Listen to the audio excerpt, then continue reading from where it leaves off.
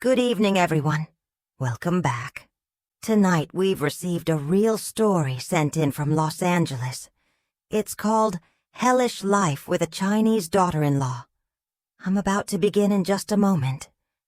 But before I do, if you're ready, drop a comment below and tell me, what time is it where you are? And where in the world are you listening from? It means the world to me knowing that out there, someone is listening, really listening, to the story I'm about to tell. The first time I met her, I thought, oh, she's sweet. That was my first mistake. Lena, my son Daniel's new wife, had this delicate way of tilting her head when she smiled, like a little bird. She brought me a jade bracelet from Shanghai, clasped my hands and said, "For my new American mom." I was charmed. I should have noticed how her grip tightened, just a fraction too long, when we shook hands. Then came the dinner. I'd spent all day making Daniel's favorite, pot roast with garlic mashed potatoes, the kind of meal that used to make him groan, with happiness as a teenager. Lena took one bite, chewed slowly, and set her fork down. Interesting. Daniel laughed it off. Mom's a great cook. Lena dabbed her lips with a napkin. In China, we braise meat until it's tender. This is firm. Her smile didn't reach her eyes, but very American. That's when I felt it. The first icy trickle down my spine. By dessert, she'd accidentally knocked over her wine glass onto my white tablecloth. Forgotten the gift I'd given her. Oh, did you wrap this? So plain I thought it was trash, and asked innocently if I'd considered Botox for my tired eyes. Daniel just grinned. She's teasing, Mom. But I saw the way her fingers curled around his arm when he said it. Possessive. Like she'd already won. That night I Googled Chinese daughter-in-law customs until 3 a.m. Half the article said, respect your elders. The other half warned, beware the tiger in sheep's clothing. I should have listened to the second one. The cultural clashes started small. At first I tried to brush them off as misunderstandings. After all, Lena was far from home, adjusting to a new country. But soon I realized she wasn't adjusting. She was erasing. Take my cooking, for example. I'd been making Sunday dinners for my family for 30 years. Suddenly, Lena declared our kitchen unfit for proper Chinese cuisine and took over. She'd push me out with a laugh. You rest, American Mom. I handle this. Then proceed to fill the house with the pungent smell of fermented black beans and chili oil. The first time she made steamed fish with the head still on, my granddaughter, Emily, screamed. Lena just smirked. In China, children respect food. Then came the lessons. In China, we don't wear shoes inside. It's dirty. Never mind that I'd had a no-shoes policy since 1998. In China, elders give red envelopes to newlyweds for good luck. She handed me a printed list of suggested amounts, all in the hundreds. In China, mothers don't interfere with their sons' marriages. That one came with a pointed stare. The worst was the language barrier. Except there wasn't one. Lena's English was flawless when she wanted it to be. But the moment Daniel left the room, suddenly she couldn't understand me. Sorry, American Mom, you speak too fast. Then she'd turn to my son with those big, helpless eyes. Daniel, your mother is upset with me again. I started keeping a notebook. Small things at first. The way she'd reorganize my pantry and lose my recipes. How she'd sigh dramatically when I talked about my late husband. So sad you're still living in the past. Then one rainy Tuesday, I found my mother's pearl earrings missing from my jewelry box. When I asked, Lena gasped. "You think I'm thief?" She ran to Daniel in tears. That night, he sat me down. "Mom, you need to be more careful with your things. Lena's family is very wealthy. She wouldn't steal." The earrings reappeared a week later, tossed carelessly on my dresser. One pearl, cracked. "Oh, there they are," Lena sang. "Maybe you just forgot, Memory problems are common at your age." That's when I knew. This wasn't cultural differences. This was war. The silent war escalated in ways I never expected. It wasn't just about stolen earrings or backhanded compliments anymore. Lena had moved on to strategic strikes, like the day she cleaned my study. I came home to find my desk. The one place in the house I asked her not to touch. Completely rearranged. My late husband's antique pocket watch, the one he wore every day for 40 years, was gone. "Oh, that old thing." Lena shrugged when I confronted her, stirring a pot of congee like we were discussing the weather. "I donated some junk to Goodwill. That watch was broken anyway." My throat closed up. That watch wasn't junk. It was the last gift my husband bought himself before the cancer diagnosis. The glass was cracked from when he'd collapsed at work and it hit the floor. I kept it exactly as it was, a relic of his last good day. Daniel found me sobbing in the garage. "Mom, it was an accident," he pleaded. "Lena didn't know." But when I called Goodwill, they had no record of any watch donated that week. Then came the grocery receipts. I started noticing strange charges on our shared Costco account. $400 at the Asian supermarket, $250 at a jewelry store in Monterey Park. When I asked, Lena produced a crumpled bag of ginseng roots. "Chinese medicine! For your arthritis!" "Never mind that I don't have arthritis." The final straw came when I caught her going through my checkbook. "Just balancing accounts," she chirped. That night I found my signature practiced on a notepad, the strokes shaky at first, then nearly perfect. By the third try, I installed a lock on my bedroom door the next day. Lena laughed when she saw it. "So paranoid. What are you hiding, American Mom?" But here's what she didn't know. I'd started hiding everything. My jewelry went to a safety deposit box. I took photos of every room before leaving the house. And that notebook? It wasn't just observations anymore. It was evidence. The financial sabotage started so subtly. I almost missed it. If there's one thing Lena understood perfectly, it was the art of plausible deniability. It began with my son's paychecks. Daniel had always been responsible with money. Ever since, he was a teenager saving for his first car. But 3 months after the wedding, he mentioned casually over dinner that they'd closed his savings account. "Lena says we get better interest rates through her uncle's bank in China." I nearly choked on my iced tea. "You sent your life savings overseas? To someone you've never met?" Lena's chopsticks froze mid-air. "Family helps family," she said coolly. "In China, we don't question these things." That night, I pulled up our state's court records, something I'd learned from my years working at the law firm. 3 bankruptcies under variations of Lena's maiden name. A dismissed fraud case from 2015. When I showed Daniel the next morning, he barely glanced at the papers. "Mom, that's not her. Common name." The withdrawals got bolder.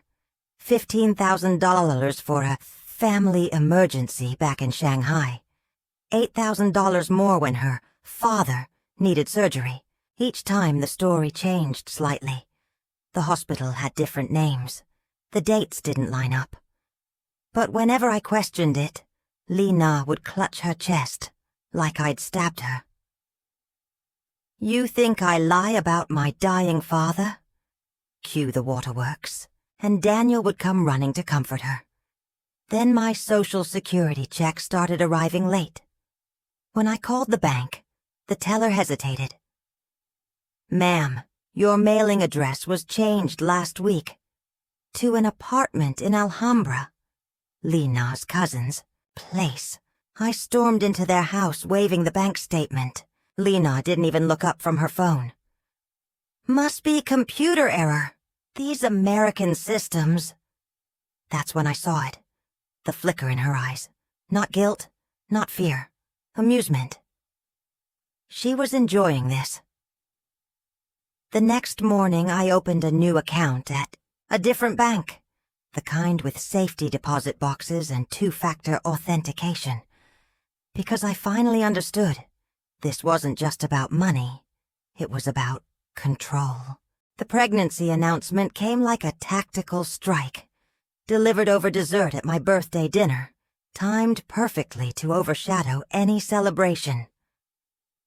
We're having a baby, Daniel blurted out right as I was blowing out my candles. Lena sat back, with that cat that ate the canary smile while wax dripped onto my untouched cake. I should have been overjoyed. Instead, my hands went numb around the knife I'd been using to cut slices, because in that moment, I saw the future with terrifying clarity. This child would be her ultimate weapon. The demand started before the morning sickness did. Daniel says we need the nursery at your house. Lena informed me the following week, scrolling through designer cribs on her phone. You have extra room, and Chinese tradition says grandparents help. I nearly dropped the laundry basket I was carrying. You want to turn my guest room into your nursery? Not want, she corrected sweetly. Need, for the baby's health. Within days, my home became a battleground of prenatal tyranny. She banned all cleaning products. Toxins. Demanded I replace all my cookware. Teflon causes autism. And once called 911 when I lit a scented candle. You're trying to kill my baby with chemicals. The paramedics left rolling their eyes. The worst was how she weaponized my excitement. Every time I bought a onesie or suggested baby names, she'd sigh. Maybe later, if you behave. Like my grandmother's status was a privilege she could revoke. Then came the ultrasound appointment she forgot to tell me about. The family dinner where they announced the due date. A month later than she'd originally told me. The carefully casual mentions of maybe moving closer to Lena's cousins after birth. I started having nightmares of a faceless grandchild being held just out of reach, while Lena laughed. When I confessed this to my therapist, she used a word I'd never considered before. That sounds like emotional hostage-taking. The baby wasn't even born yet, and I was already paying ransom. The isolation didn't happen overnight. It was death by 1,000 cuts, each one disguised as something reasonable. It started with my birthday party. I'd hosted the same gathering for 20 years. All my girlfriends from the neighborhood. My book club ladies. Even Daniel's childhood babysitter. 2 days before the event, Lena showed up with a positive strep test. So sorry, but doctor says highly contagious, she announced, waving the paperwork. For everyone's safety. Of course, we canceled. Except when I drove by their house later that night, I saw cars in the driveway. Through the window, I spotted Lena perfectly healthy, hosting her own friends with my son serving drinks. The excuses piled up. Emily has allergies, too many perfumes at your church group. Daniel's working late, just us girls for dinner. Then she'd forget to tell me until I'd already cooked. Your book club is too loud for the baby, said while 6 of her relatives played mahjong upstairs. My phone became a graveyard of unanswered texts. Call me when you get this. "Did you get my voicemail about Thanksgiving?" Daniel would respond days later with clipped replies. "Lena's got it covered. We're doing our own thing this year." The final blow came when I showed up unannounced, with Emily's forgotten backpack. Through the screen door I heard Lena's voice dripping with fake concern. "Your mom texts me 10 times a day, Daniel. At her age. Isn't this how dementia starts?" That's when I realized she wasn't just keeping me away from my son. She was rewriting history, painting me as the unstable one. And with each passing month, more of my friends stopped reaching out. The invitations dried up. Even my hairdresser asked gently if I was doing okay after Lena had apparently called to check on my mental state. The cruelest part? I started questioning myself. Maybe I was too demanding. Maybe I did call too much. Maybe, just maybe, I was becoming exactly who she said I was. The confrontation erupted on a sweltering August afternoon, the kind of heat that makes tempers brittle. I'd come over to drop off the antique cradle that had rocked 3 generations of our family, only to find it sitting on the curb with a free sign. Lena stood in the doorway, cradling her pregnant belly like a shield. "That thing is filthy," she said before I could speak. "Probably full of lead paint and termites. My baby deserves new." Something inside me snapped. That thing survived the Great Depression! I heard myself shouting. "Your baby's grandfather built it with his own. Mom, stop!" Daniel came rushing outside, his face twisted in that awful panic I'd come to recognize. The look he got whenever his wife and mother occupied the same space. What happened next plays in my memory like a nightmare. Lena suddenly clutching, her stomach gasping in perfect Mandarin. Daniel shouting at me, actually shouting that I'd stressed out the baby. The way she peeked at me over his shoulder while fake sobbing, her eyes gleaming with triumph. Then came the threat. "Maybe," Lena said quietly between manufactured sniffles. "Your mother should think about her immigration status before making scenes." The air left my lungs. She knew. Of course she knew. Daniel must have told her about my lapsed green card, paperwork, the bureaucratic mess I'd been quietly sorting since my husband died. "You wouldn't," I whispered. Lena didn't blink. Family protects family. Isn't that what Americans say? Daniel just stood there, looking back and forth between us like a spectator at a tennis match. In that moment, I realized with terrible clarity, my son would let her destroy me. I took the cradle home that night. It sits in my garage now, wrapped in plastic, waiting for a grandchild who may never use it. The ultimatum came wrapped in fake concern, delivered via text message at 2:37 a.m. "Daniel thinks it's best if you get some space. All this stress isn't good for the baby. Maybe no contact until after delivery." I stared at those words until they blurred. No contact. With my own son. During what should have been the most joyful time in our family's life. I drove to their house at dawn, still in my nightgown. Daniel answered the door with bloodshot eyes. "She showed me the messages, Mom," he said before I could speak. "All those things you said about her." My stomach dropped. I'd certainly vented to friends, but never in writing. Then I remembered. My notebook. The one I'd been keeping since the beginning. The one that disappeared from my purse last week. Daniel listened to me. "No, you listen." His voice cracked. "Lena's carrying your grandchild. Either you apologize and accept her as family or what?" The silence stretched between us, filled only by the sound of Lena humming in the kitchen. "Or we can't do this anymore," he finished quietly. I looked at my son. Really looked. The boy who used to climb into my lap after nightmares. The teenager who'd sobbed in my arms after his first heartbreak. The man who now stood before me, choosing. You're asking me to apologize for existing? Daniel wouldn't meet my eyes. Just be the bigger person, okay? That's when I heard it. The soft click of a phone recording from the hallway. Lena's favorite new trick, documenting my unstable behavior. I walked out without another word. The door hadn't even closed behind me when I heard her triumphant whisper, "See? I told you she'd choose herself over the baby." The silence after the ultimatum was the loudest sound I've ever known. No baby shower invitation. No call when Lena went into labor. I found out about my granddaughter's birth through a Facebook post. A carefully curated photo of the three of them, captioned, "Our perfect little family."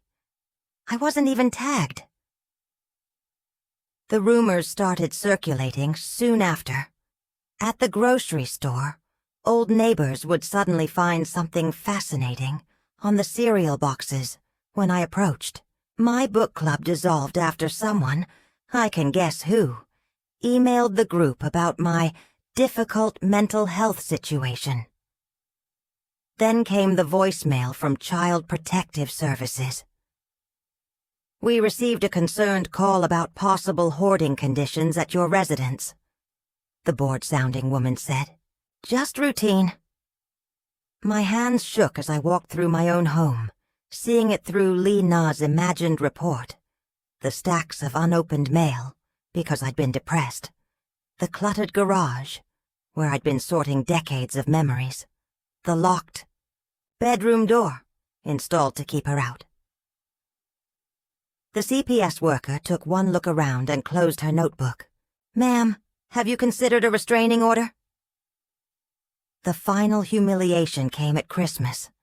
I'd mailed a package, a hand-knit blanket and the antique silver rattle my mother had given me. It came back unopened, marked, "Return to sender," in Daniel's handwriting. That night, I poured myself a glass of wine and did something I'd never done before. I looked up Lena's family, online. Deep in Chinese business registries, I found them. Her father's bankrupt textile company, her uncle's blacklisted import business, her sister's suspiciously lavish Instagram lifestyle. The puzzle pieces clicked together with terrible clarity. My son hadn't just married a difficult woman. He'd married a professional grifter, and I was simply the latest casualty in a long con that would eventually consume him too. The first crack in Lena's perfect facade appeared on a Thursday. I was sorting through another box of returned baby gifts when my doorbell rang. There stood Daniel, his work shirt wrinkled like he'd slept in it, dark circles bruising his under eyes. In his hands trembled a manila envelope. "Mom," he croaked, and that single syllable carried the weight of every silent month between us. Inside the envelope, bank statements showing massive withdrawals to obscure offshore accounts, printouts of emails between Lena and a lawyer in Shanghai discussing custody leverage, and most damning, a recording on a thumb drive where Lena coached her sister to just cry more when you tell them she hit you. The truth unraveled quickly. After that, we learned Lena had been siphoning money since their honeymoon, that she'd fabricated the racist texts using editing apps, that my hoarding photos sent to CPS were staged shots of her own cluttered cousin's apartment in San Gabriel. But the hardest revelation came when Daniel collapsed at my kitchen table, his voice breaking. "She made me believe you'd rather see Lily in foster care than with her." His fingers clutched at his hair. "God, Mom, how could I?" I pulled him into my arms like when he was small, his tears soaking my shoulder. "No, I told you so. No conditions. Just the steady rocking motion, I'd used to calm him after childhood nightmares. The legal battles continue. The trust rebuilds, slowly. Some Sundays, when Lena allows Daniel's court-mandated video call with Lily, I'll hear my granddaughter's garbled, "Nye-nye," through the phone, and have to bite my cheek bloody to keep from sobbing. Lena still texts sometimes, vague threats wrapped in legal jargon. Photos of Lily holding expensive gifts from her real grandparents. I screenshot everyone for our lawyer. The cradle in my living room stays made up with fresh sheets. The nursery wallpaper we picked together still peels slightly at the corners, where Lena insisted on repositioning it. And every night before bed, I trace the new lines around Daniel's eyes, the ones that weren't there before all this, and whisper the same promise. We'll bring her home. Not today. Maybe not this year. But I've learned the most important lesson through all this hell. Love documents everything. Love waits longer than hate. And love? Love always leaves the light on. The story I've shared tonight wasn't easy to tell. These wounds are still fresh. The scars still tender to the touch. But if there's one lesson I've learned through this ordeal, it's that love outlasts even the cruelest betrayals. To those listening, who faced similar heartaches, with in-laws, children, or partners who turned out to be strangers, know this: your pain is valid, your anger is justified, but don't let it harden you completely. Somewhere between the righteous fury and the aching loneliness, there's a quiet strength that comes from surviving. You'll find it in unexpected places. The solidarity of other women who've walked this path. The small victories of reclaiming your space and your peace. The bittersweet hope that one day the people you love might find their way back to you. Breathe through the bad days. Document everything. Build your support system brick by brick.